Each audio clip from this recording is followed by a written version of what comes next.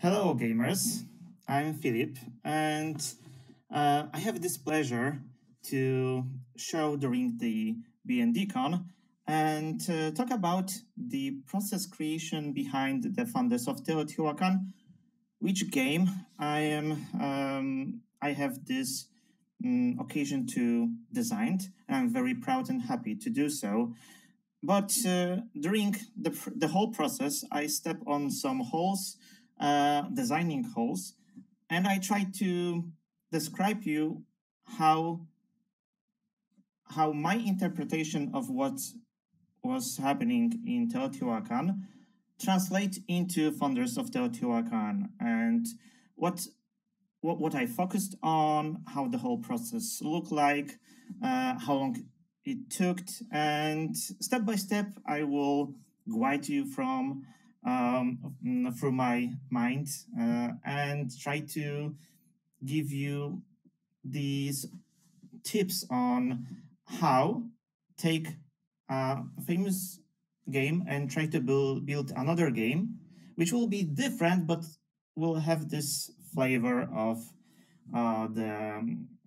this basic main game, which the game is based on. Basically, Rainer is on the backstage, and he will be looking on chat section. So if you will have any questions towards the Founders of Teotihuacan, the designing process, or anything else, or which game from the last Nintendo Direct I'm the most excited about, please ask in the comment section, and Rainer will fish some cool questions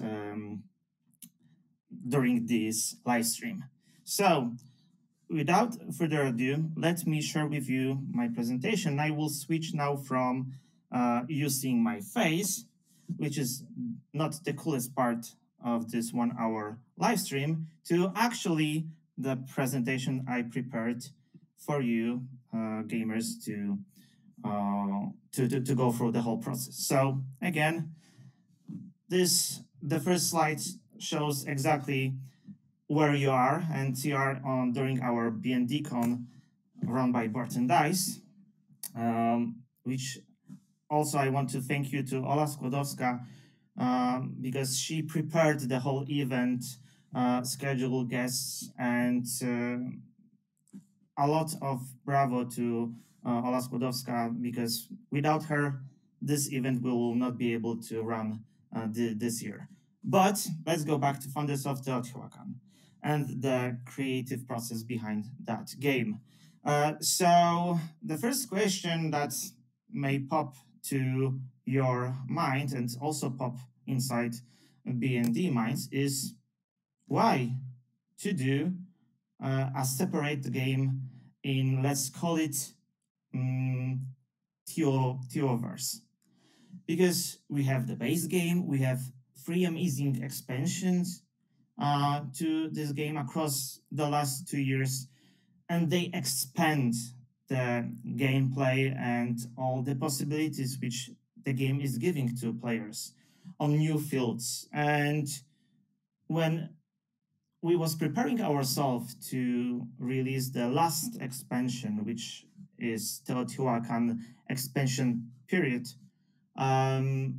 we was basically in the basement on short break, and you ask yourself why in the basement. It was a car parking which was located in the basement. We was with group of few people from our company, and basically we was talking about, okay, some very important time of period for our company will end very soon, because with the last Teotihuacan expansion period, there will be no more expansions to this amazing game. And we was just chit chat and discussing about the history of how the first game was very successful. It ended up in the first 100 top 100 BGG games, and what's the next? And we really didn't want it to end the story of Teotihuacan. And because of all the expansions are talking about what happened after the Teotihuacan, there was someone, I believe it was Andre, who said, so what if we did a tile laying game? And I was just staying there in the crowd, and I was like, haha, funny joke, Andre. But later the same day, it was not anymore a joke to me, because that was the moment when I started to think about if there would be the next a different game, a side story to Teotihuacan line, how this game would look like. And yeah, the whole creative process start from that moment. Fortunately, to all of this, I had this first hint to approach this idea.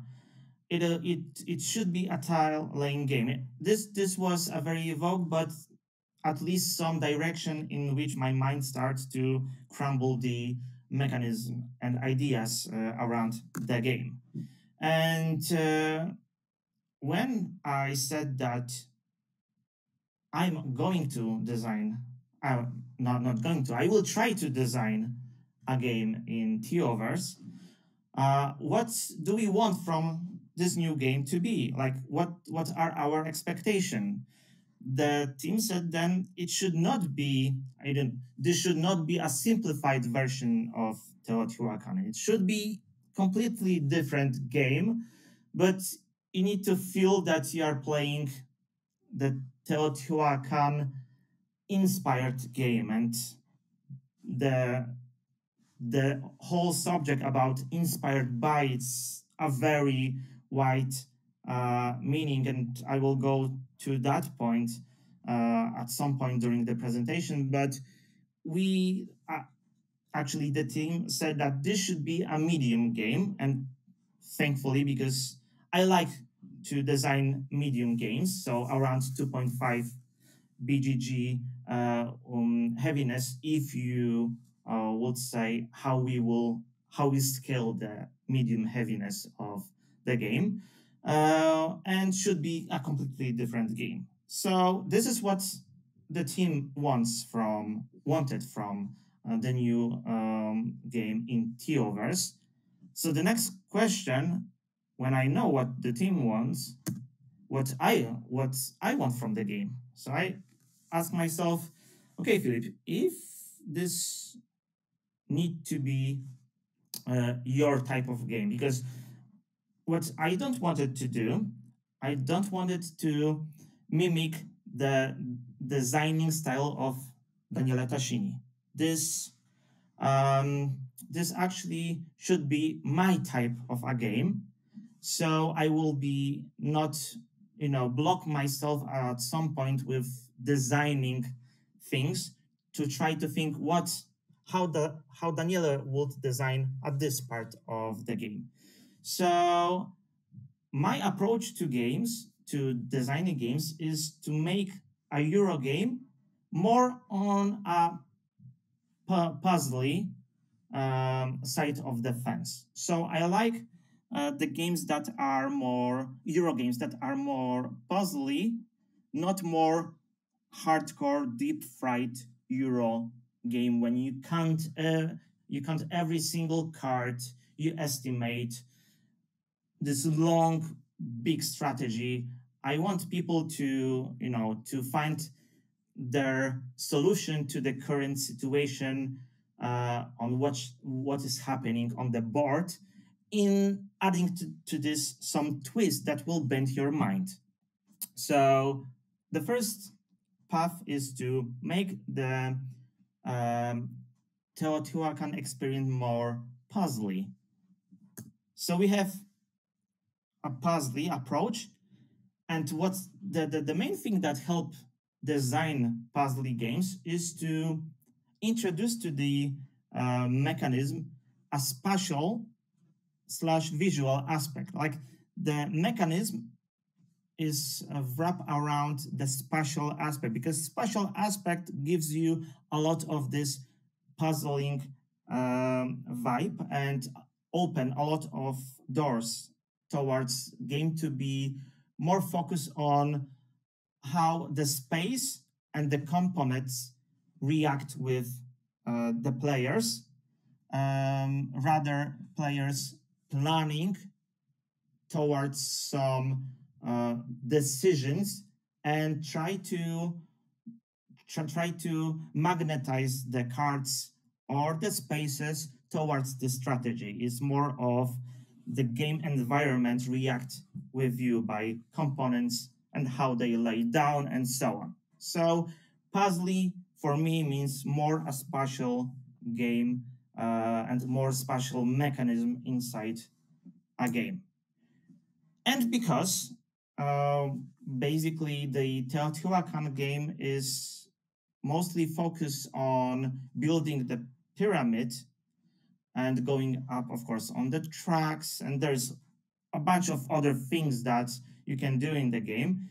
But I said, like, okay, if we are not doing, if we are not going according to the expansion, which are talking about what happened after the Teotihuacan, I will focus on what happened before, and before the pyramid, there should be a city. So I will focus on a city then, which will react with the temple in the middle, and you will see how in a few slides. And the last thing, that if I know that this will be puzzly, spatial, focus on the city game, now I need to look back again to a Teotihuacan main game and try to identify something that I called a TEO DNA. Of course, my TEO DNA, or how I think the what makes TEO TEO game can be different. That is your experience of Teotihuacan, the game. And let's see if I identify the way that people is seeing Teotihuacan when playing or when watching about this game in social media. So, first of all, before we will go to the details, let's look on how actually a Founders of Teotihuacan looks, because, you know, the game will have its premiere in 1 month. So there is not that a lot of pictures, and a lot of people had a chance to see the game in action. So when I will be talking about some of the aspects of the game, you will see how basically the whole game area look like. So this is the Founders of Teotihuacan with the main action board in the middle, which are full of those Tetris-shaped tiles. And basically, if you're looking on this picture right now, you can immediately find some symbols, icons, and graphic style which resemble with the main game. And this is the action board, is the place where you take stuff, and then every player will have their own map of the city and will try to build their interpretation of Teotihuacan, their city, around their space. And I divided those two fields between themselves because of 2 reasons. Like the first one, when you play Teotihuacan, everything happens on the main board. And also this is the place where the interaction between players is happening. In my approach, I decided to give players their own space to build their legacy, and using the middle board, the action board, for the interaction. So the player boards gives player the experience of progress, seeing everything is growing, see all the pieces of their mechanism and their approach, the strategy happen, and see. And my main feeling was that when you end the game, I wanted from players to experience that, okay, this is my city. I built that. This is my thing, which is very different to what you are seeing when you are ending the base game, Teotihuacan, where we all build and we all interact to build that stuff which we finished the game. That was the first difference between the designing approach. I want players to have the feelings to accomplish something unique for them, with the still keeping the interaction on board. This does not mean that, I don't know, one of those approach is better or not. This is just the way how I wanted to deliver the Teotihuacan experience. Now you are creating something by yourself, and this is your accomplished what you did on your player board, still keeping the interaction on a very high level. So yes, and when it comes to Spacial, like there's the best and the easiest approach to Spacial mechanism is to introduce polygons. So basically, when you get the polygons, you basically have, this will lead you very towards to this how to locate and place things in the city and how they will interact with themselves. So basically, knowing that I will have a polygons and there will be a grid, now I'm in my safe spot from now on, and I can start designing in this safe spot the whole experience of Teotihuacan. So just after that moment, I actually started to think about what will be those pieces. And of course, like in TEO, we have here temples, we have here a production building. But I just don't want it to make this an easy job for me, because I could like create this grid. We have those polygons, and you will be placing those polygons, and you try to fill the space, and I don't know, do not left any free space or create some patterns. Basically, my approach is to go as spatial, as visual interaction between things as you can possibly get, that will bind your mind in a positive way. The one thing that that was very interesting at some point is to put resources on the actual city grid. This is the twist that I wanted to introduce to my interpretation of polygons on a grid. In most of our games, when you are playing our Euro games, you like the resources are somewhere around you, right? And you are reaching to them when you want to get something, right?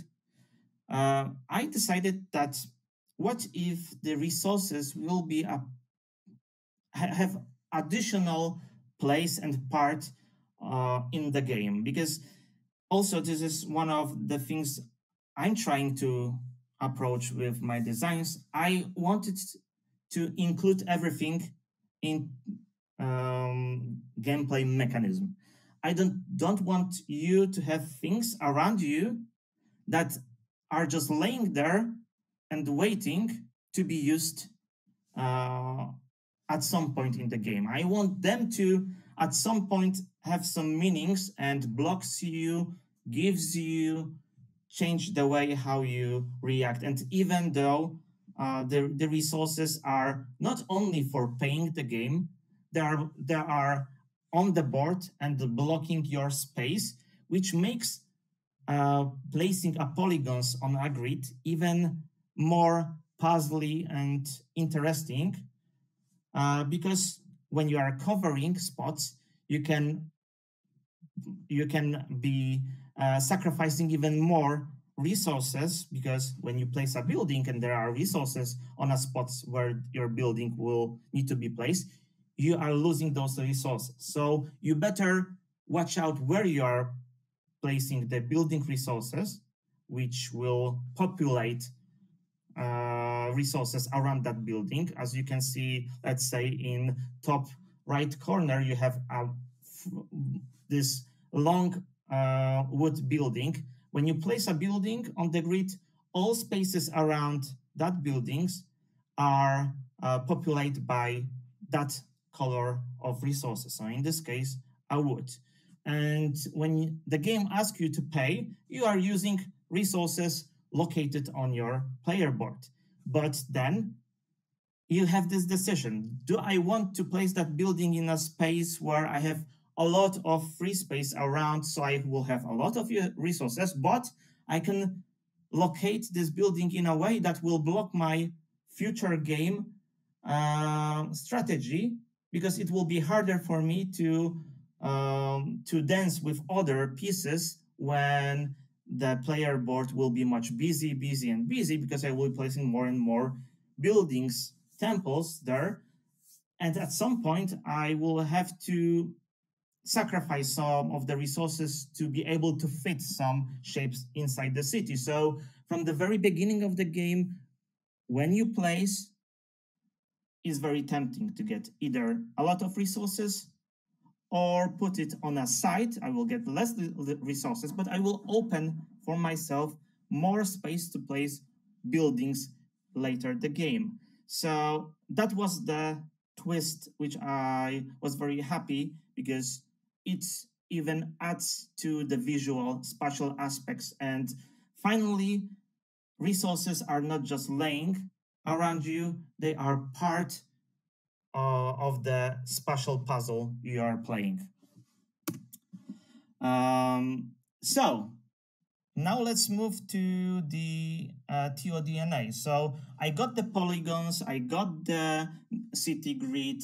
I know that there will be a puzzle and tough choices when you will be allocating. By the way, let's go back to the previous screen. You can see in the middle, you're also building a pyramid. So yeah, the TEO DNA, it's still there. But in this case, the pyramid at the end of the game will gratify you based on how you surround the pyramid by those blocks. And I will tell you why and how this works later. So TEO DNA, for sure, the first thing that when you look on the game, when you learn the game or you're playing the game, is a Rondel. So at some point, there need to be a Rondel in this game. You didn't see where it is, because even if you look on this picture, you say like, where is the Rondel, where you are going in a circle around to activate things. We will go back to this in a second. The next thing, which is something that attracts me very much to the game from the very first moment when I playing the game, and I played the Teotihuacan for the first time. It was before the Origins in US. We set up the booth. We was still before the merge. So it was still, we can call it the old Board&Dice, which was built with by me and Irek, and NSKN Games, which were going about to publish Teotihuacan the same year during Spiel. And they showed to us the game. And also that was the first moment when the idea of our company merged together happened.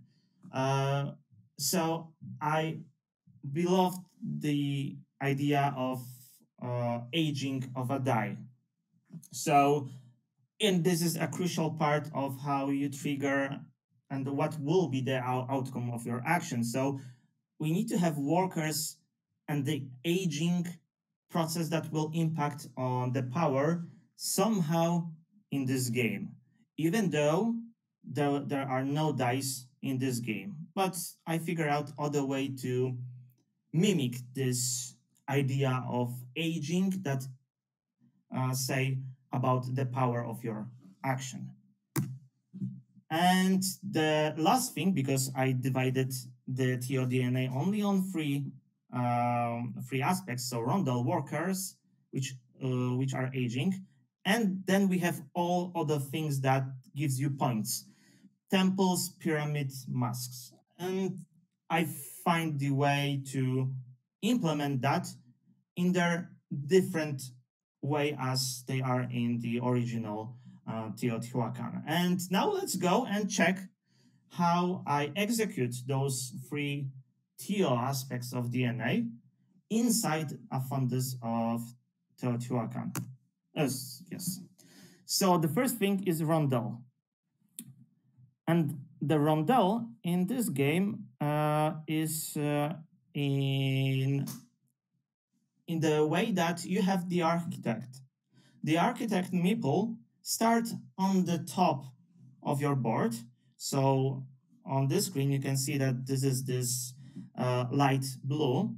And this is the person who go around the city. He is architect, and he is looking on the city from a different perspective each turn.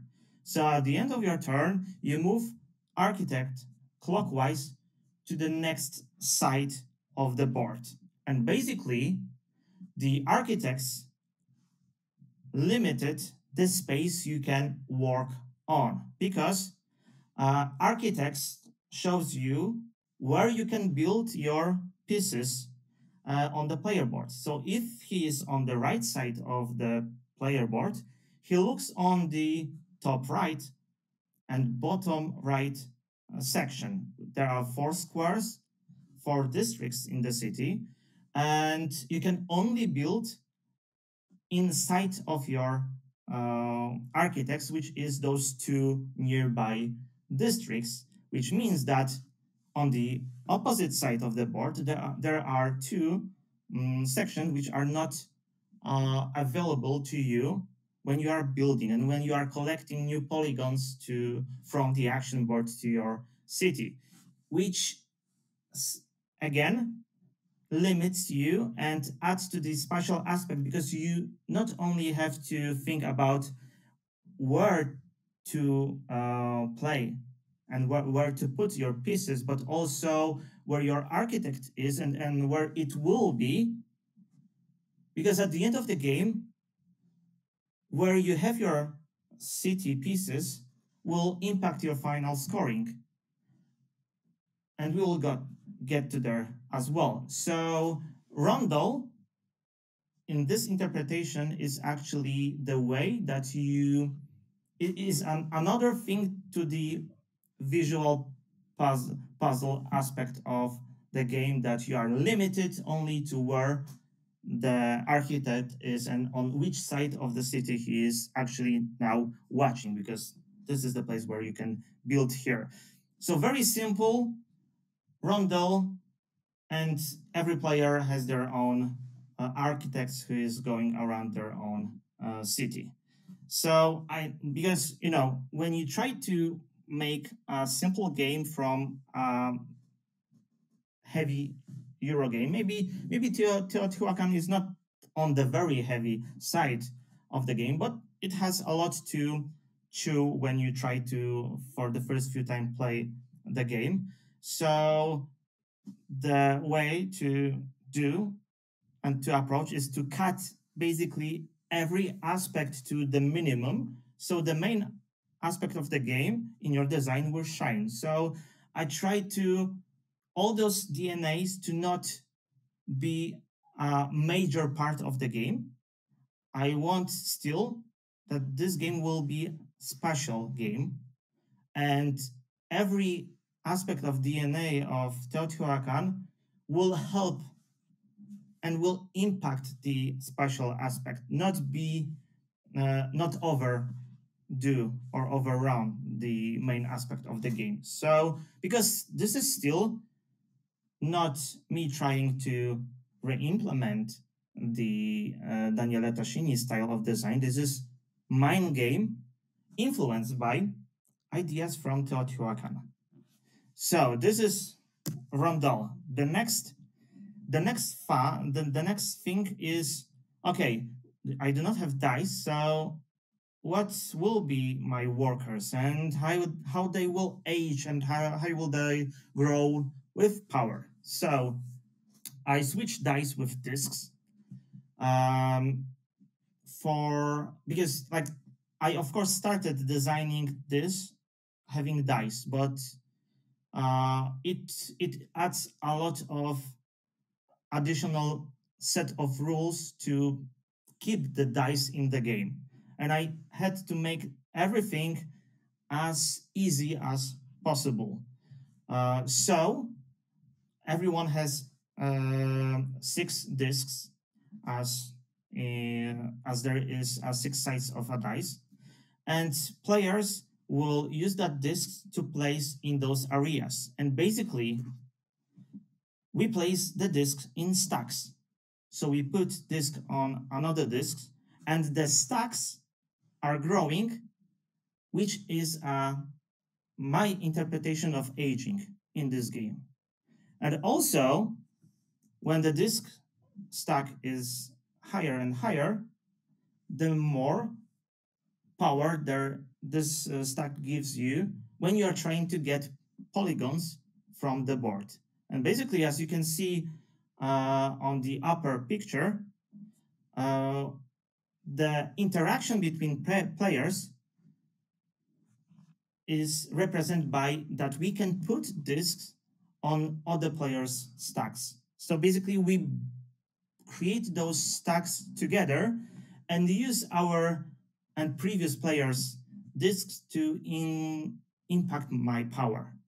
So by showing this section when you can get buildings, the higher the stack, the bigger shape you can take. And in your turn, you can of course play more discs, more of your discs in one turn on one of those stacks. But basically, when the arrow, the green arrow is pointing out, this stack is of the power of 4 because there is a token, which is a basic worker, which everyone can use. So before placing this blue, this stack is of power of 3. But if I place this one disc there, this stack will be a power of 4. So I will be able to grab this big gold building because this building needs a power of 4 to be grabbed. Or I can place a disc to the middle stack to get this brown building of a power, which needs at least power of 2 to be able to grab. So my interpretation of aging was the higher the stack, the bigger power. But of course, each stack has their limitation.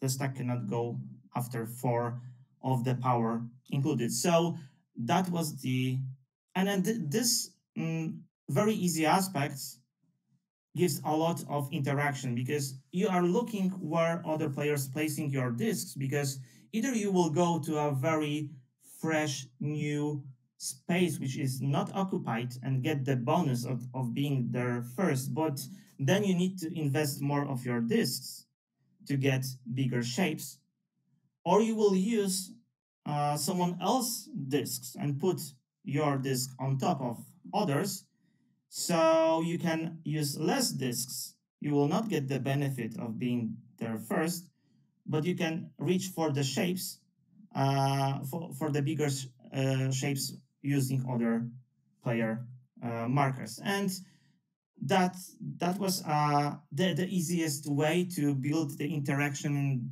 It appears that the interaction is very, very high, and you are constantly looking on what other players are doing, which is, of course, a very important part of every design, to give to people something to think about when there is not their turn yet. Yes, and this is workers aging leads to power DNA aspect. The last thing is, okay, so how to put to the game all the things that visually you recognize from the founders of from Teotihuacan. So the pyramids, temples, and mosques. I did not reach for building houses for Avenue of the Dead and so on. And as you can see, you have no of any of the tracks which you can go up high, like temple tracks in Teotihuacan. Basically, everything need to be a spatial and need to add to the spatial. So this is when temples helps you during the game to gives you access to worship tiles, which feed you with points during the game, because I don't want to keep players till the very end of the game to accumulate points. I want to give them pieces of carrot during the game, so they gaining some points. They can gain some points during the game, so they can feel that they are accomplishing something step by step, working for the bigger score at the end of the game. So, but the main role of the temple pieces in the game was to make them in a way that they mess with your board. So they need to be the zigzag big shape that if you want to go for those delicious points you can gain during the game, you will have to put those zigzag shapes, which will make harder to put and to place later pieces on your player board. And then your production buildings which you are placing will not give you as much, because those big pieces will block some spots for them to populate the resources. So temples in the game gives you stuff during the game, and also not gives you during the game, but you will see at the end of the game they take a big part in your final score, because everything needs to be spatial and everything needs to be connected with each other in this game. And I expand this idea to the limits when it comes to what this design space gives me during the design process. Masks was mask was basically the last thing that I added to the game when it comes to how I can even gives you more decisions on where you put buildings. Of course, the most easiest way to do so, known from every polygon game, is that you need to cover some space to get some points. And basically, there is no twist here, and I didn't want to even make that thing even more complicated, because hey, in 2.5 game you cannot have twist basically on every corner. You need to stop at some point, because then the design, what the game looks like will be no way in what the game gives. The game looks like this will be a light game, a medium game, and it need to be medium game, and cannot extinct this go further behind this line. So basically, masks are here that you will cover them, and you will collect points when you cover the field. And of course, there is a race added to that. The first player who cover the color of that mask take the top card, which gives you the most points. Yadi. This is the simple and the safe way to make people be tempting to thinking about them in early game, because everyone wants to be first for the higher stake. But also I try to put them in a way on the player board that if you go for them into early game, you need to know that you will have a very hard life with placing your games in the end game.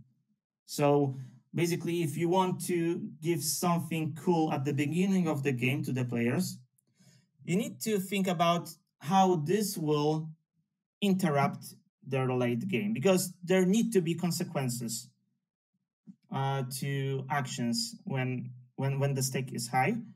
So yeah, the spatial aspect of the game helps me to put them in a way that, okay, here are your easy points, but watch out, at the end of the game you can put yourself in a very uncomfortable situation with your pieces, and you need to think very wisely on everything from that point, so you will be able to score and win the game. And the last thing is, of course, the grand pyramid. There is a pyramid in the game, and you build the pyramid. There is a rule that you can finish by building the pyramid, but basically it's not that easy. It's not like, basically, when I hear that most of the games of Teotihuacan is finished by finishing the pyramid as a trigger of the end game scoring, I wanted to keep the pyramid in a way that basically be unfinished, because still we are before Teotihuacan, and as well as in Teotihuacan, you are starting the game with already built pieces. This is the feeling of how I wanted to have a player when they are finishing Founders of Teotihuacan, that the pyramid is there, built, but not finished. That was the main goal. And as you can see, all the pieces are color-coded. So they are red, green, blue, and surprise, surprise. Of course, this, as in the Teotihuacan, this corresponds with temples. So a blue pattern temple piece will correspond with a blue temple, because, of course, you place those pieces around the temple, but I want to add more puzzle, so I restrict the score from the pyramid on where you place the temples around that pyramid. So at the end of the game, you score the pyramid, and you score the pyramid in every square, and we have, as quick reminder, 4 squares in the city. Every square you score separately. So looking on top left corner, you can see there are 2 orange pieces of pyramid there. And fortunately, there are orange temple in that section as well. So how you get points from the pyramid? The number of temples in that section times the number of pieces in the pyramid in the same section. And of course, the higher you put the temple piece, the more points that pyramid pieces will give you. But again, when you build a pyramid, you need to look on where you put your temples, because at the end of the game, the temple will score from how you build your city, so how you locate those temples around.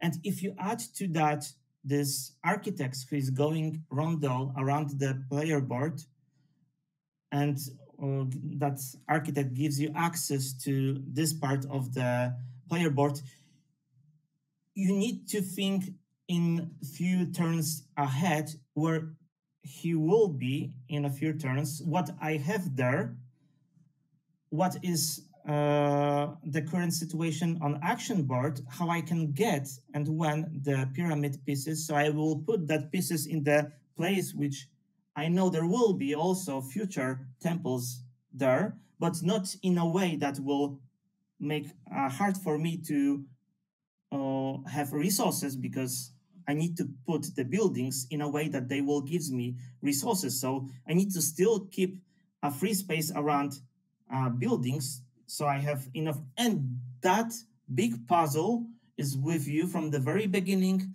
to the very end of the game. basically keeping all the aspects from the TEO in a very different perspective over here, but still with some flavor and sense of the the base Teotihuacan city of gods. And people, this is a Founders of Teotihuacan. My take on of the Teoverse with a huge inspiration and respect to original design of Daniele Tascini. And thank you. If you have any questions, this is the perfect moment to ask.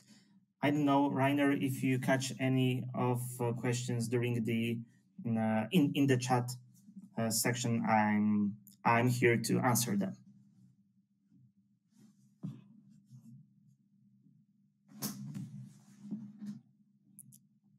Rainer, are you with me? And the first thing, if I am still live, I hope I didn't talk for 15 minutes to no one. I just really hoping this is not.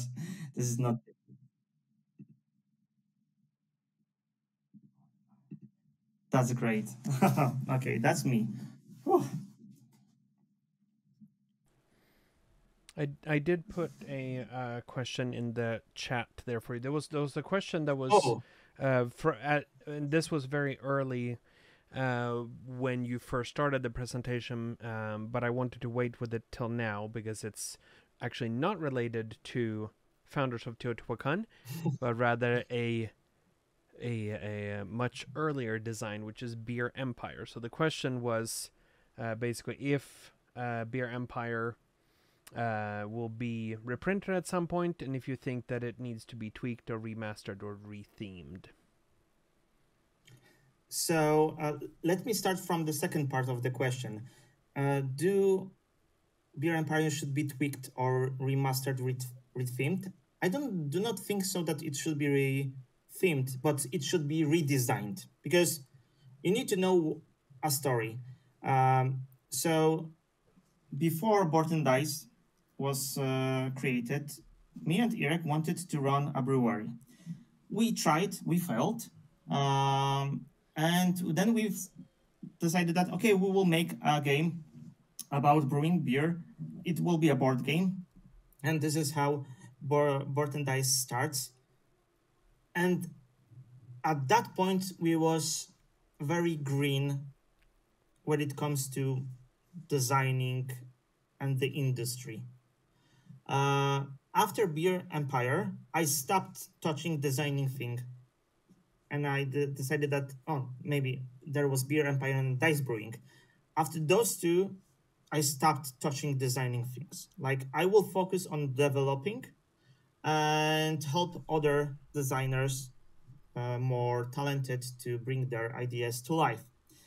And I basically do not think even about designing. And I spent some of the years looking on other designers, working with them, developing their games. At some point, I was ready to actually back with designing games. And this moment was releasing the Mandala Stones. And then, because I was prepared to start again designing games, because I had to learn a lot of stuff. It was needed, and it was a good decision to not designing after Beer Empire and Dice Brewing none of the games, and after 5 years going back to designing stuff. So yes, it should be redesigned, because when I'm looking on the design level of that game, well, yes, it needs a lot of work. And the first part of the question was if Beer Empire will be reprinted. No, it will not. It's not because it is not good idea to bring the Beer Empire back to the market. It is just there is so much great designs out there, people who submitting us games that let's do not go to cemetery and dig dig the grave to bring back old stuff. Let's create and let's help the new designers to come on stage. Yeah, thank you for answering that one. One thing that I think is interesting, which you touched a little bit on as well, which is that a lot of people, when they first heard that there was going to be a Founders of Teotihuacan, the assumption was that this was going to be a straight sequel or prequel, or that they were going to be much more closely related, or that it was simply the tile version of the game or something, right? But I think it's important to make it clear that it's definitely not just the tile version of the game, right? It's its own design, it's its own has its own mechanisms. Yes, there are things that, and which you explained very clearly, how there were things from Teotihuacan City of Gods that inspired the design, but it's its own game. And basically, and it's not only about re-implementing the TEO. When you try to build something which is inspired on someone else's work, do not think what that person would think. This needs to be your game or your piece of art. It needs to be yours, because if you do not do that, you will fail during the process. It needs to be yours, inspired by someone else's work.